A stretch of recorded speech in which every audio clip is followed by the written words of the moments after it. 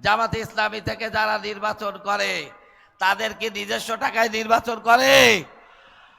আমরা দেখতেছি শত শত কোটি টাকা নিয়ে মাঠে নেমেছে।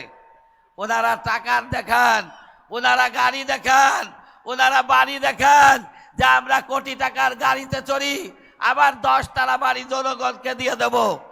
এইটা নির্বাচনের সময় দিচ্ছেন। তারা কি আগে এই বাড়িঘর কাউকে দিয়েছেন নাকি? এই বাড়ি কোথায় ছিল?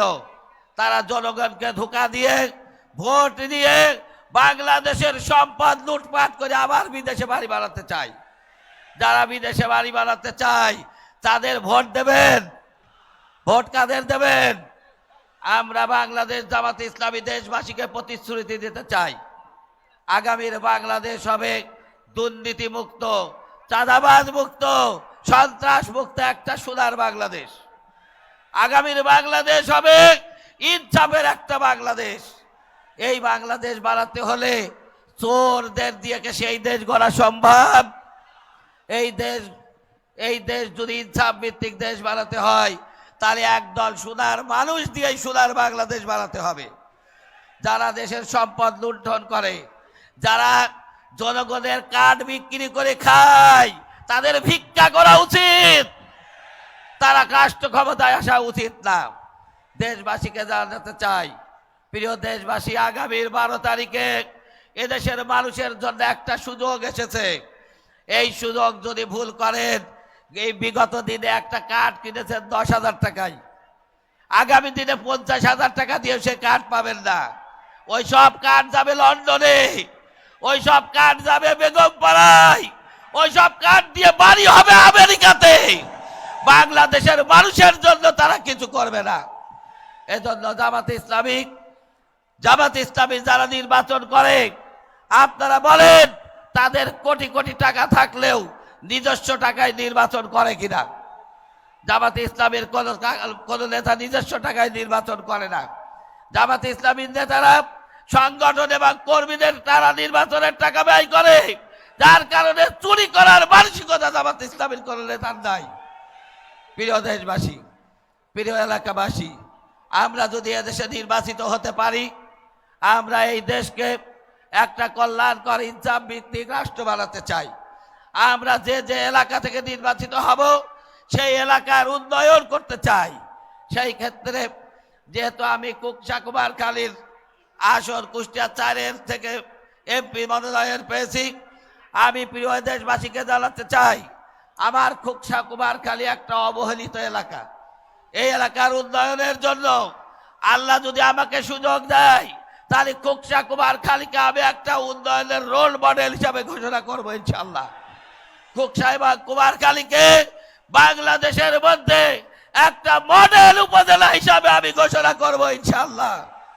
কুকসা কুমারখালীর কৃষি জমির প্রায় 30% জমি জলাবদ্ধ থাকে।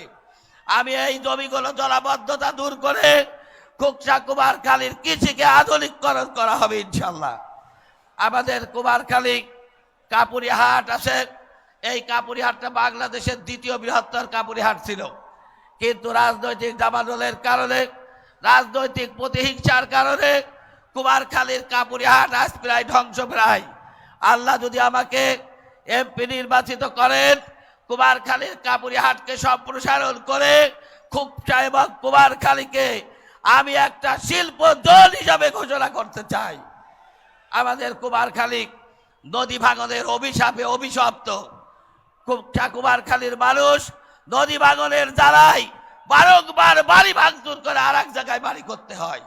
আমি যদি নির্বাচিত হতে পারি, পদ্মা এবং গড়াইয়ের ভাঙন রোধ করে কুমারখালীর কুকসার মানুষকে নদী ভাঙনের হাত থেকে উদ্ধার করার চেষ্টা করব ইনশাআল্লাহ। প্রিয় এলাকাবাসী, প্রিয় দেশবাসী, আমাদের কুকসা এবং কুমারখালীর 2টা রেলওয়ে স্টেশন আছে, যেখানে এমন একটা অবস্থা, সেই রেল লাইনে স্টেশনে দাঁড়ানো যায় না। এখানে সেই ব্রিটিশ আমলে করা স্টেশন। আল্লাহ যদি আমাকে নির্বাচিত করে, তাহলে কুকসা এবং কুমারখালীর 2টা রেল স্টেশনকে আধুনিক মানে উন্নত করে পুনর্নির্মাণ করা হবে। আমাদের কুমারখালীতে এবং কুকসাতে হাসপাতালে রুগী গেলে রুগী দেখার কোনো ডাক্তার নাই। সন্ধ্যার পরে কোনো ডাক্তার হাসপাতালে থাকে না, রোগীদের মরণ দশা, মৃত্যু হলেও দেখার মতো কোনো ডাক্তার হাসপাতালে নাই। আল্লাহ যদি নির্বাচিত করে কুমারখালী এবং খোকসার হাসপাতাল 50 শয্যার হাসপাতালকে 100 শয্যায় উন্নীত করে হাসপাতালকে আধুনিকতার ছোঁয়া দেওয়ার চেষ্টা চালাবো ইনশাল্লাহ। প্রিয় দেশবাসী, বাংলাদেশ জামাতে ইসলামী আগামী রাষ্ট্র ক্ষমতায় আসবে, এইটা দেখে আমাদের প্রতিপক্ষদের মাথা খারাপ হয়ে গেছে। গল্প শুনেছিলাম, কারো যদি গরু হারায় তারা নাকি বউকেও মা বলে। আমাদের প্রতিপক্ষরা এই ভয়টা আমাদেরকে কেন্দ্রে যেতে দিতে চায় না, আমাদের কেন্দ্রে যেতে ভয় দেখায়। ভয় যাদের মৃত্যু, যাদের তামান্না, শাহাদত যাদের বুকের তামান্না, তাদের ভয় দেখে কোনো লাভ নাই। আমরা শাহাদত কামনা করি, আমরা কেন্দ্রে থাকবো, কেন্দ্রে যাব। আমাদেরও 2টা হাত, আপনাদেরও 2টা হাত। ওইখানে প্রমাণ হবে কার হাতের শক্তি বেশি আছে। অর্থাৎ কেন্দ্রে যায় বাহাদুরি করার চেষ্টা করবেন না, সেই হাতকে ফিরিয়ে দিয়ে বাড়িতে যেতে পারবেন না। প্রিয় দেশবাসী, আপনারা কি কারোর চোখ রাগালিতে ভয় পান নাকি? জামাতে ইসলামী বাংলাদেশ কারুর চোখ রাগালিতে ভয় পায় না। আমরা কারুর চোখ রাগালির পরোয়া করি না। আমরা কেন্দ্রে যাব, কেউ কেন্দ্রে দখল করতে আসলে তাদের ফিরে যেতে দেব না ইনশাল্লাহ। প্রিয় দেশবাসী, আগামী বাংলাদেশে ইনশাল্লাহ দাঁড়িপাল্লার বিজয় হবে। দাঁড়িপাল্লার বিজয় নিয়ে আমরা ঘরে ফিরব। রাজি আছেন তো? তাহলে এখন থেকে মাঠে ময়দানে আমাদেরকে 12ই ফেব্রুয়ারির নির্বাচনে বিজয় নিয়ে আমরা ঘরে ফিরবো ইনশাল্লাহ। আল্লাহ পাক আমাদের সেই তৌফিক দান করুন। আমিন। আসসালামু আলাইকুম।